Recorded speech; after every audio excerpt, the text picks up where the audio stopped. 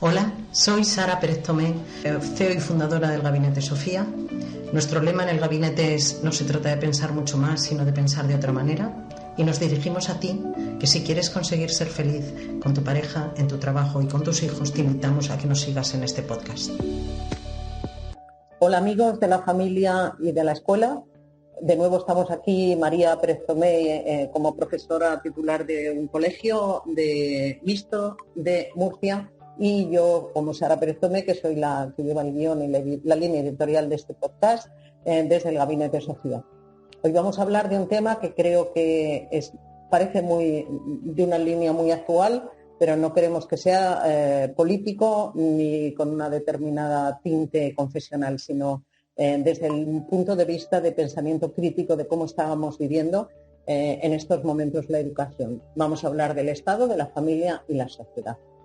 Entonces, ante las situaciones tan convulsas que hemos vivido en la última ley de enseñanza, que se ha llevado hasta el Tribunal Europeo para ver si es posible modificarla de alguna manera y que no sea un cambio tan radical y tan discriminatorio para algunos sectores de la educación, yo me gustaría que María, que lo vive en primera persona y ella nunca más que nadie nos puede decir cómo ha vivido la ley hasta ahora, cómo ha vivido las distintas leyes y cómo se puede vivir la próxima ley.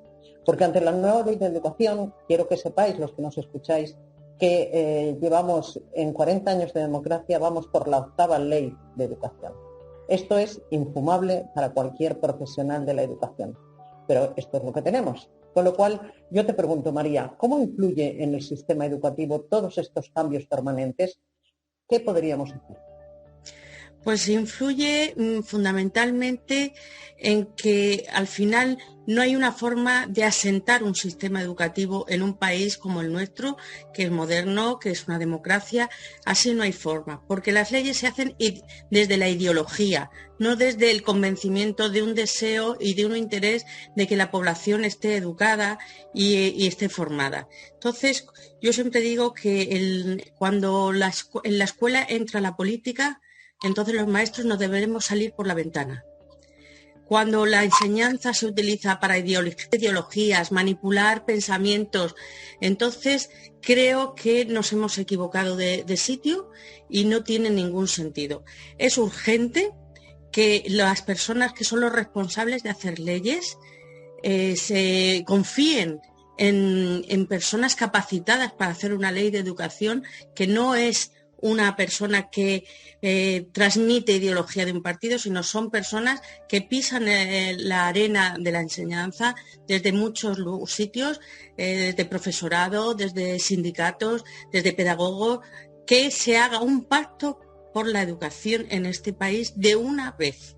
Que se vayan para afuera todos los intereses partidistas de los políticos y que por primera vez piensen de verdad en que esta sociedad necesita estar formada para ser un referente internacional dentro del mundo. Entonces, ese pacto no podemos decirlo de aquí a la eternidad, porque la enseñanza va cambiando y más en los últimos años, pero que tenga un mínimo, que la parte más básica de ese pacto dure como menos 10 años.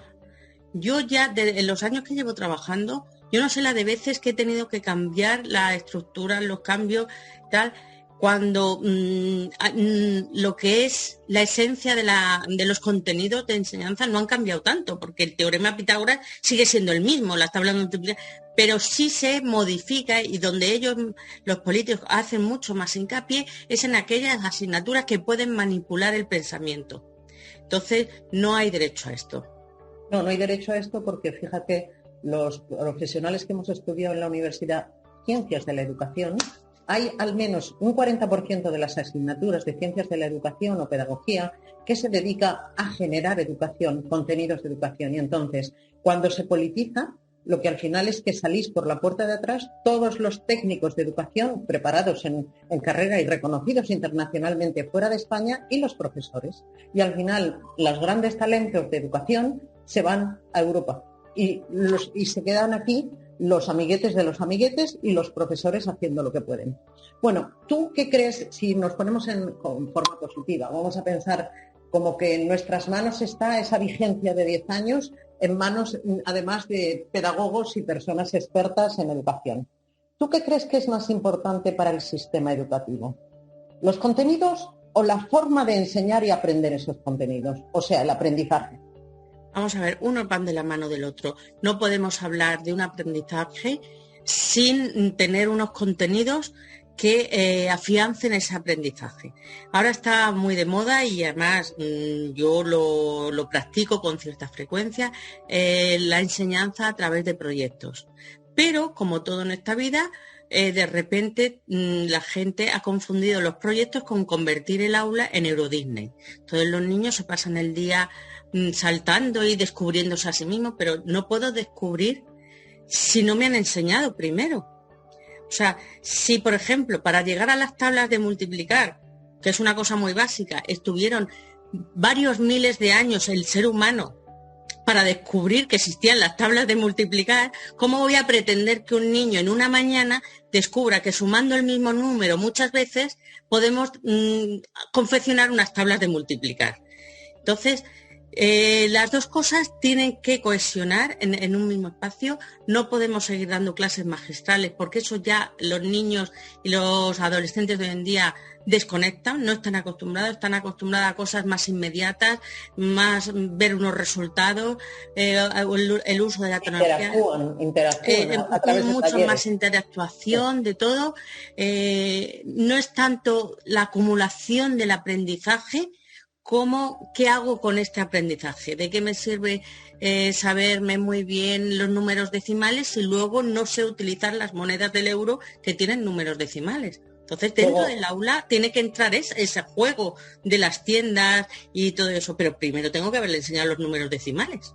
Sí, porque recordemos que antes el aprendizaje estaba basado en la pura memoria y ahora, sin embargo, hay otro tipo de memoria, que es la experiencial. O sea, un chaval puede aprender muchísimo más para la vida sin necesidad de memorizar cosas que no valen para nada. Luego, la memoria creo que hay que resetearla y que los profesores sean capaces de enseñar a memorizar aprendiendo. Y sobre todo es muy importante, como no estamos acumulando tanta información, porque es imposible, porque vivimos en el siglo XXI y hay millones y millones de datos, sí es muy importante saber dónde encontrar esa información. Y eso es lo que hay que enseñarle hoy en día al niño. Efectivamente, no hay que darle el arroz, sino enseñarle a cultivar el arroz, efectivamente, pero desde la infancia. Bueno, sí. Toda la vida hay unos valores que son universales, porque el hombre es muy parecido. Entonces, a mí me gustaría saber si esos valores que ahora demanda la sociedad, con etiquetas y nombres aparentemente muy modernos, que siempre son valores que antes se han demandado, ¿por qué ahora crees que son más necesarios que nunca a través del colegio o de la escuela sacarlos a la luz? ¿No es suficiente en las familias? Cuéntame. Pues mira, creo que la familia tiene que ser el impulsor de esos valores.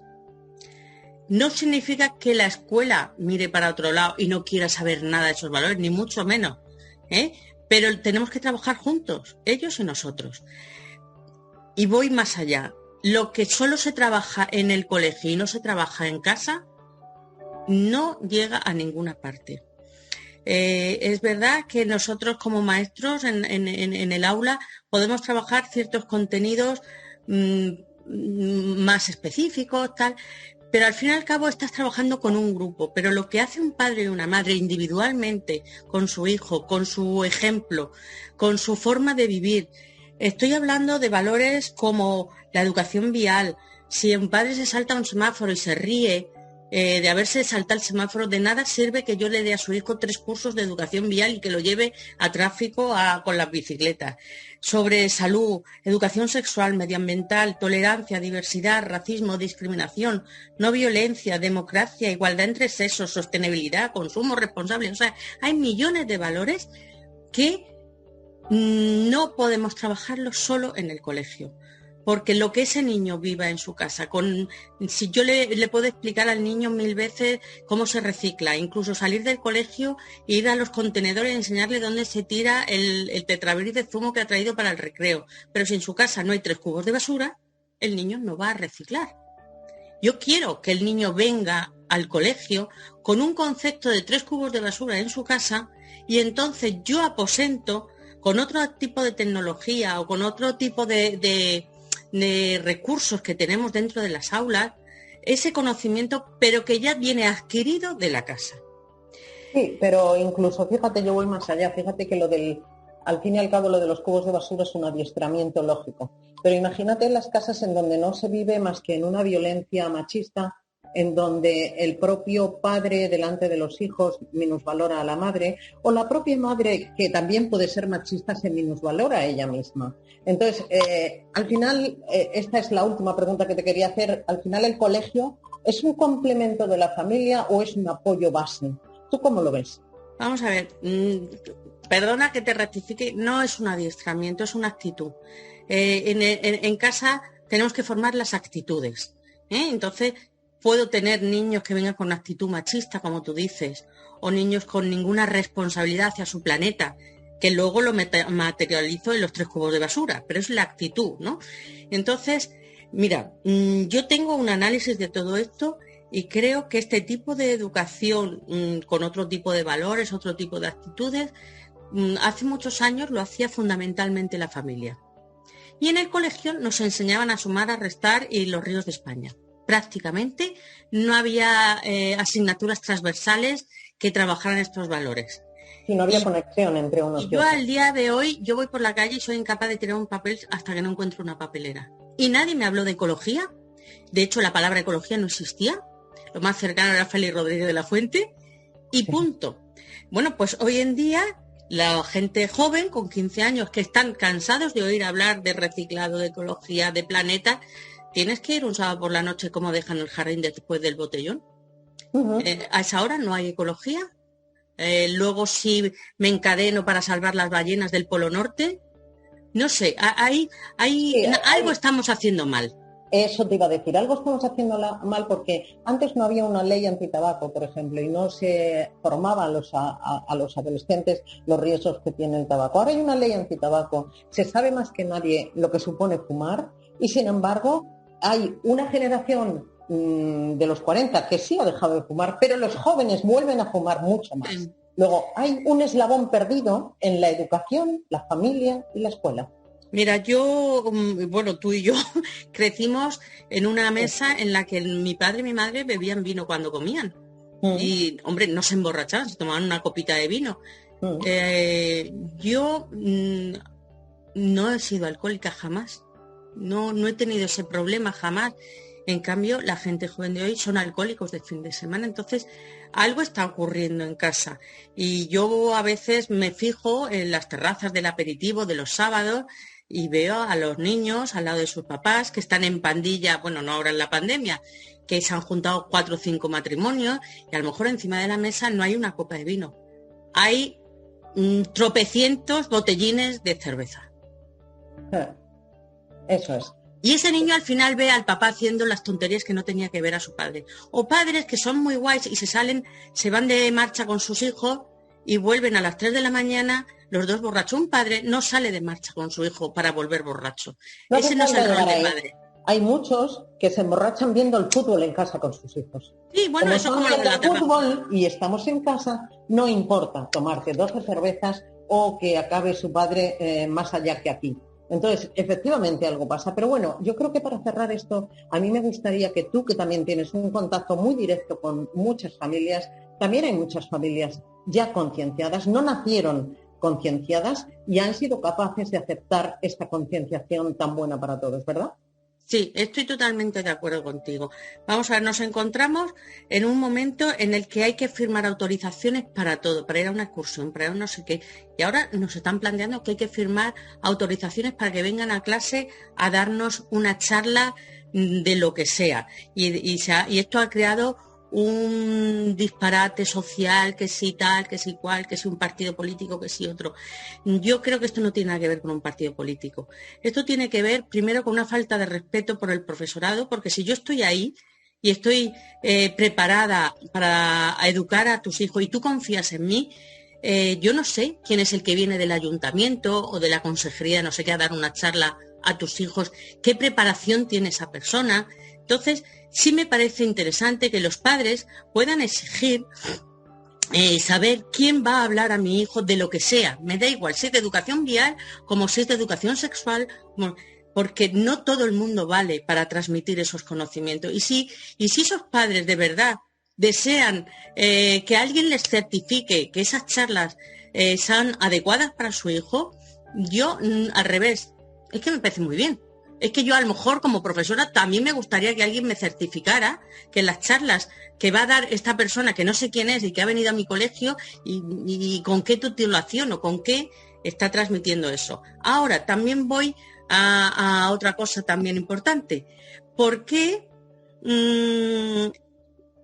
todos esos temas que os he contado antes de educación vial, por qué solamente me da la sensación que la estamos trabajando en el colegio? Tenemos que trabajarlo en casa también. Y si el padre hace de padre y el maestro hace de maestro, no tendrán que venir terceras personas, ni de ayuntamiento, ni de consejería, ni de nada, para hacer lo que vosotros como padres y yo como maestra sé hacer. Bueno, pero hay parte de lo que van las consejerías, está en el tema político por el que hemos empezado. Bueno, es que no quería ponerle nombre y apellido a las cosas. Creo que me han entendido todo el mundo perfectamente. Eso es. Así que nada, bueno, pues muchísimas gracias, María. Yo creo que es un tema que podría dar para muchos debates porque puede haber otra nueva ley, enseguida una reforma de la ley recién estrenada, con lo cual te agradecemos muchísimo la visión que tienes desde dentro del colegio y como la persona que está delante de los hijos ante cada ley de enseñanza. Muchísimas gracias. Gracias a ti. Muchas gracias por escucharnos. Solo te invitamos a que nos sigas en las redes sociales y en nuestro blog a través de nuestra página web.